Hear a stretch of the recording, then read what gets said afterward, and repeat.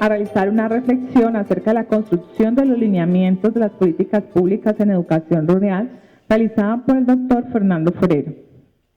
Prácticamente hacer un recorrido, para algunos tal vez un recorderis, para otros sencillamente es enterarse de primera mano acerca de algunos elementos asociados a la educación pública en Colombia y especialmente en este recinto asociados a la educación rural en el Valle del Cauca específicamente.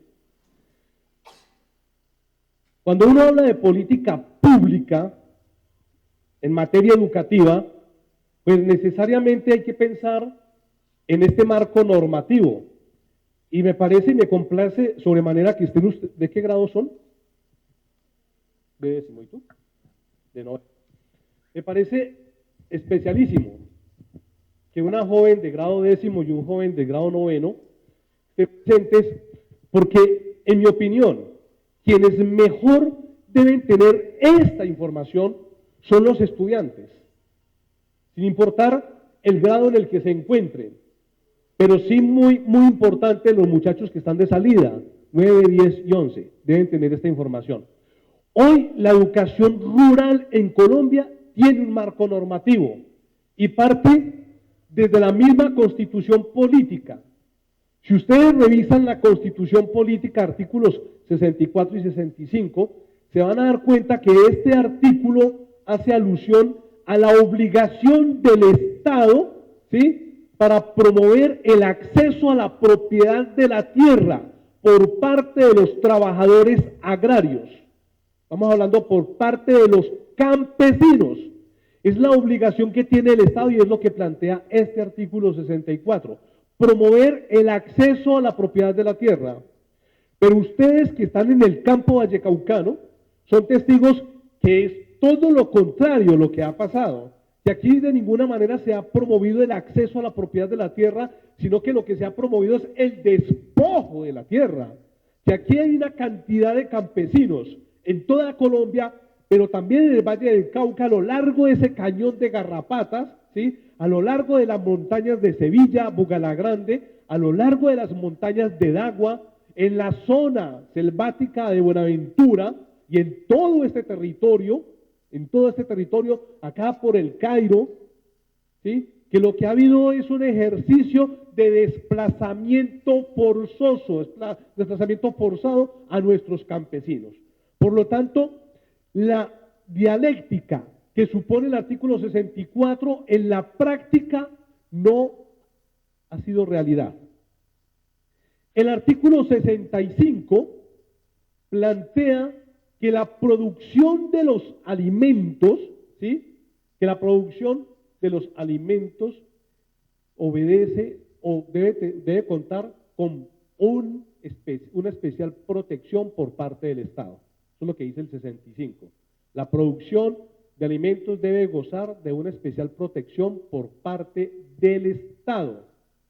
Pero es que en ese también, el 64, habla del acceso a los servicios educativos. Aquí, de especial protección por parte del Estado.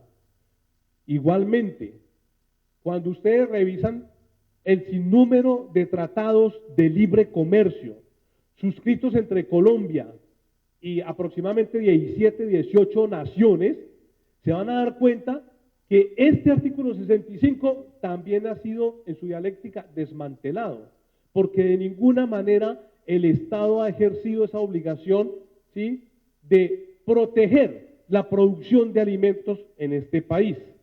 Aún así, digamos que estos artículos están enclavados en la Constitución Política Nacional y por lo tanto nos corresponde el derecho a los ciudadanos colombianos de buscar los caminos, las vías para que ellos se cumplan. Que esos caminos y esas vías en este país ha costado sangre, ¿sí? Digan ustedes si uno de los elementos, uno de los factores que mayormente ha constituido motivo de guerra en este país no está asociado a la propiedad de la tierra. Está asociado a la propiedad de la tierra. Uno de los factores constitutivos de la guerra de este país.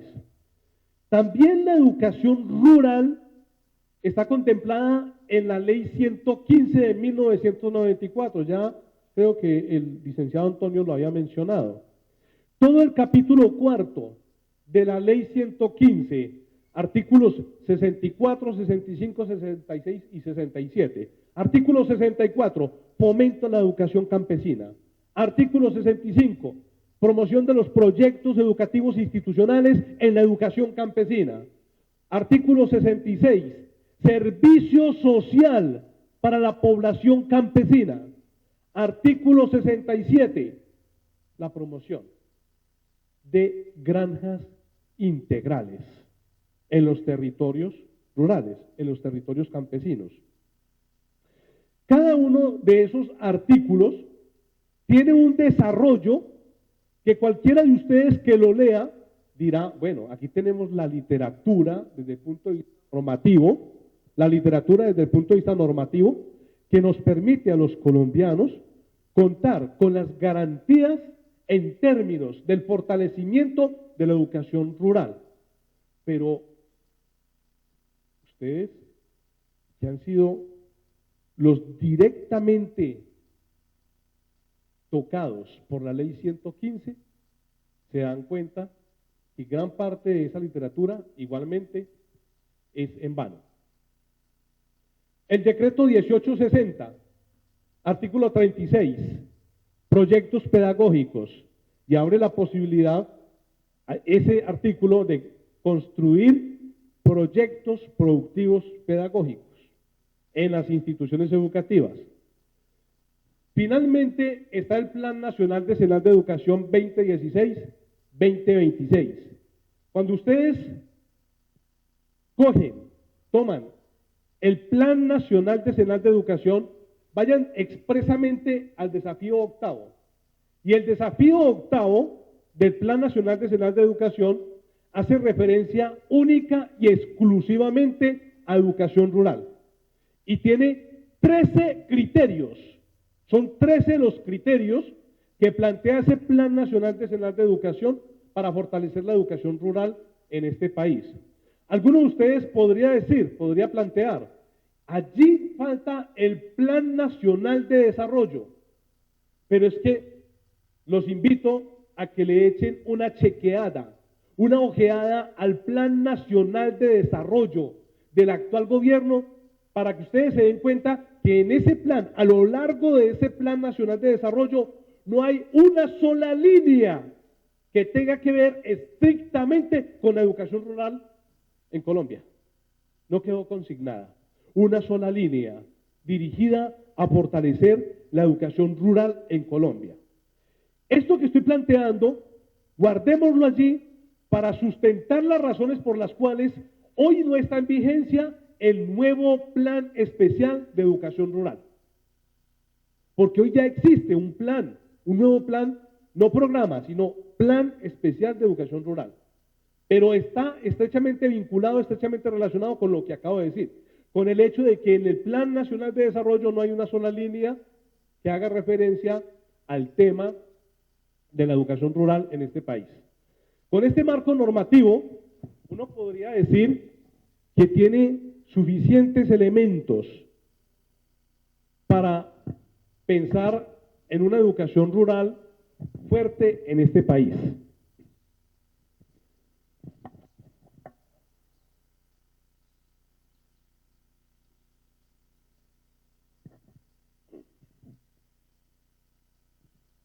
Miremos qué es de la educación rural a partir de estos 4 estamentos. A partir del Ministerio, de la Mesa Nacional de Educación Rural y del Acuerdo de Paz, ¿sí? Y que se ha hecho desde el Valle del Cauca. Desde el Ministerio de Educación Nacional tenemos 3 fases.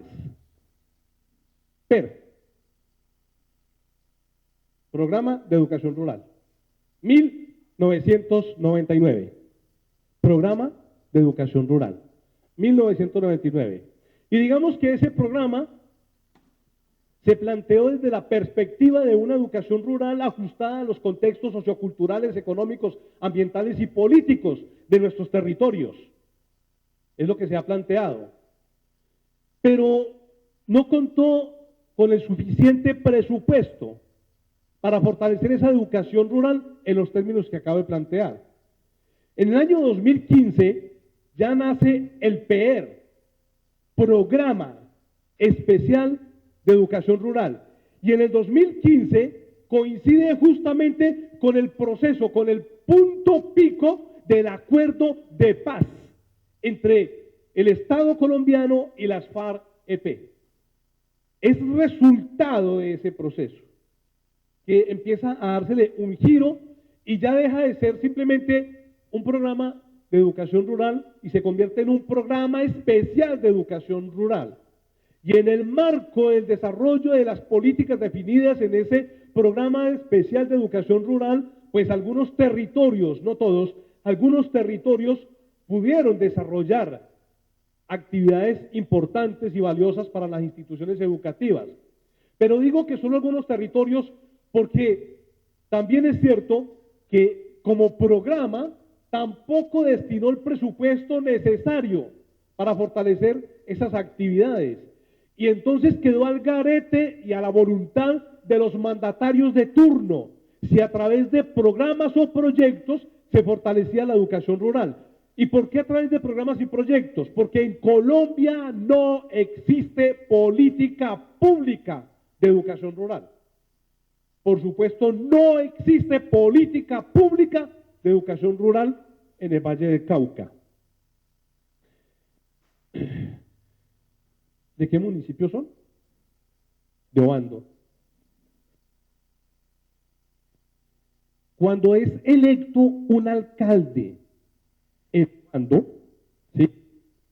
Hoy es potestad del alcalde, el que está electo y el recién electo. Es si él quiere, si a él le parece, tomar parte de los exiguos, porque sabemos que son exiguos, escasos recursos económicos y destinarlos a algunos proyectos o algunos programas para fortalecer las instituciones educativas rurales de Obando.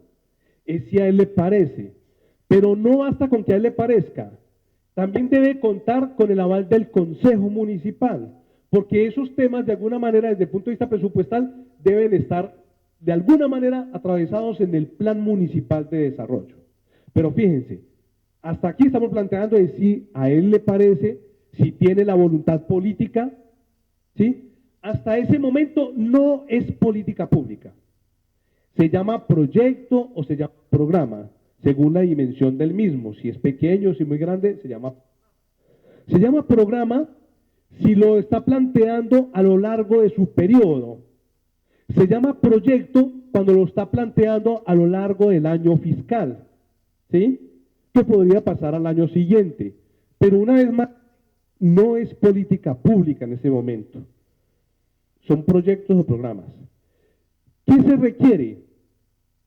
Que la comunidad de Obando se reúna, haga debates, discusiones acerca de la importancia de la educación rural y de las instituciones educativas rurales, que hagan mesas de concertación, de diálogo, y que en esas mesas de diálogo y de concertación sea la comunidad, y cuando hablo de la comunidad hablo de padres de familia, de maestros, de rectores, de estudiantes, pero también del sector productivo, también del sector empresarial, también de los medios de comunicación. Todos los sectores vivos de la sociedad deben participar en esas mesas, aportar unas ideas y construir un documento. Se denomina documento base. Y ese documento base es el punto de partida para la construcción, ¿sí? La construcción de un proyecto de acuerdo municipal. Ese proyecto de acuerdo debe ser discutido en el Consejo Municipal, ¿sí? No con que la comunidad lo plantee, lo discuta, debe ser discutido en el Consejo Municipal.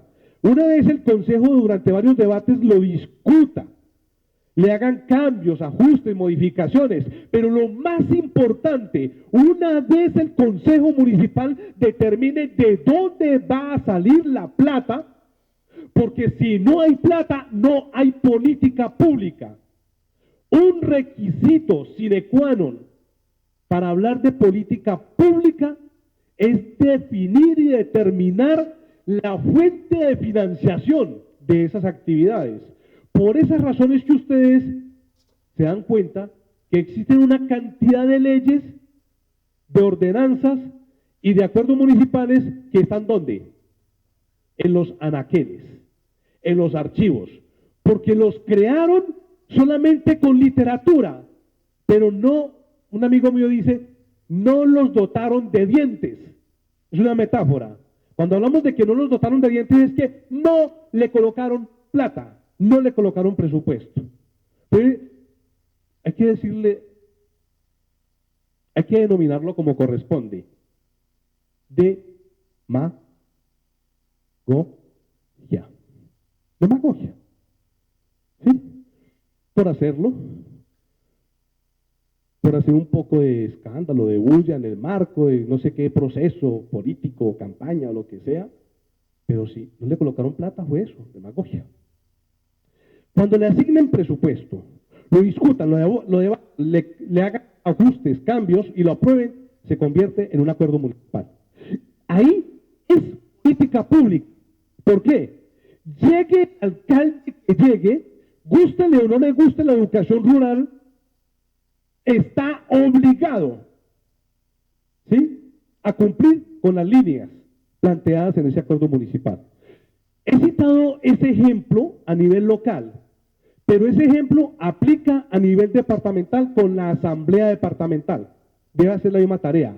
Aplica a nivel nacional con el Congreso de la República. Es el mismo ejercicio, cambia la metodología, cambia algunas cosas, pero es el mismo ejercicio. Allí ya es política pública en ese momento. Pues bien, hoy no existe política pública. ¿Por qué? Porque no ha pasado, no ha sido objeto de debate, discusión, disertación, deliberación, ajustes y de una asignación de presupuesto en una corporación pública. Llámese Consejo, Asamblea o Congreso de la República. Luego, en el año 2018, sobreviene el plan, ojo, aquí es programa, aquí es plan especial de educación rural. Y escuchen esto. Ese documento de plan especial de educación rural es directamente relacionado con el numeral 1322 del documento final del acuerdo de paz.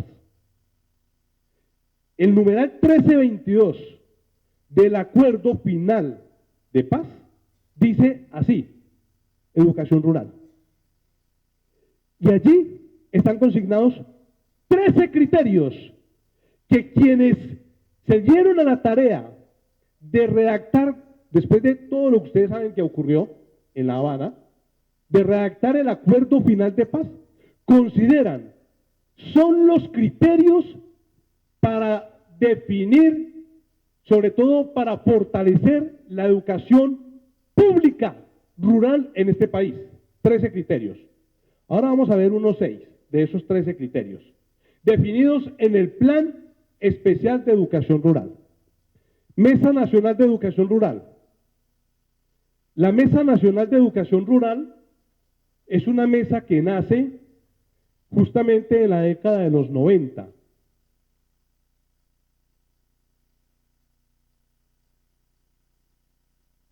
Como resultado de los debates y las discusiones sobre educación rural. ¿Y es que ustedes consideran que hay que debatir y hay que discutir sobre educación rural? Por supuesto, hay que hacerlo. Ustedes perfectamente saben la metamorfosis de la que ha sido objeto la educación pública en Colombia, pero muy especialmente saben la metamorfosis de la que ha sido objeto la educación rural en Colombia y en el Valle del Cauca. Solo menciono unos acontecimientos, unas normas derivadas del acto legislativo 01 y derivadas de la ley 715. Solo pensemos en el 3020, ¿sí? Solo pensemos en el 3020, solo pensemos en el 1850. Esas dos normas le dijeron a Colombia, ¿sí?, y a la sociedad internacional que sin importar el tema de la dispersión de la población rural en el Valle del Cauca, y esto se extiende para todos los territorios. Ustedes saben que nuestra población, ustedes saben que tenemos, nosotros, el Valle del Cauca tiene 149 instituciones educativas. Cada una de esas instituciones educativas tiene unas sedes, unas tienen 5, 6, 7, pero ¿cómo les parece que hay instituciones allá en los municipios que tienen 12, 15, 16 y hasta 17 sedes? 17 sedes. Pero esas sedes quedan lejísimos de donde está la sede principal. ¿Y cómo les parece que algunas de esas sedes, ¿sí?, están de alguna manera al garete porque como el 1850 y el 3020, relaciones técnicas y otras normas, plantean que si esa institución educativa no tiene 500 estudiantes, entonces no tiene derecho a un coordinador. ¿Sí me entiende? Entonces un rector tiene que ocuparse de 15, 16, 17 sedes administrativamente. Y fuera de eso, esas sedes están muy lejanas. Por lo tanto, desde el punto de vista administrativo y financiero también, es muy complicado. Entonces, quienes construyeron la norma, que fueron quienes, los congresistas, pareciera ser que no sé cuántos de ellos provienen del sector rural, parece ser que todos provinieran de la gran ciudad, demostrando un gran desconocimiento. Entonces dijo, no, si no tiene 500 estudiantes no tiene derecho a coordinador. Y aquí tenemos instituciones educativas rurales con 480 estudiantes, 480 estudiantes y 13 sedes, pero no tiene coordinador, no tiene coordinador. Y ustedes saben lo importante que es un coordinador en una institución educativa. Pues eso es lo que plantea la norma, ¿sí? Por lo tanto, sí ha habido mucho que debatir, mucho que discutir al interior de la Mesa Nacional de Educación Rural, porque allá van todos los sectores sociales, entre ellos PECODE, maestras, maestros, rectores, van allá para discutir, porque sí hay cómo hacerlo. Ustedes saben que antes cada una de esas instituciones tenía su propio director o su propio rector. Pues ahorita estamos hablando de la sede principal y 17 sedes, estamos hablando de 18 establecimientos educativos con un solo rector. Y entonces más adelante, que les voy a recordar las cifras que demuestran la desfinanciación de la educación pública en Colombia, ustedes van a entender el origen de esas cifras, la razón de ser de esas cifras, las van a entender. Claro, si antes había que pagarle, a 17 directores y a un rector, hoy solamente se le paga a un solo rector, ¿sí? A un solo rector, por esas 17, 18 establecimientos educativos. Quiero decir, el acto legislativo 01 y la ley 715, su espíritu es eminentemente fiscalista, reducir presupuesto, plata. Y a eso se ha dedicado la Mesa Nacional de Educación Rural, a hacer ese tipo de debates, ese tipo de discusiones, para proponer ¿qué? Un tratamiento específico, particular para la educación rural en Colombia. Ese es el propósito, un tratamiento especial, bien sea desprenderlo de la ley 115, porque es que esos 4 artículos de la ley 115 no son suficientes para el tema de la educación rural. Es desprenderlo como una ley específica para educación rural en este país. Es hacia donde se está apuntando. Y para eso es que estamos aquí, para aportar ideas a ese ejercicio, a esa tarea.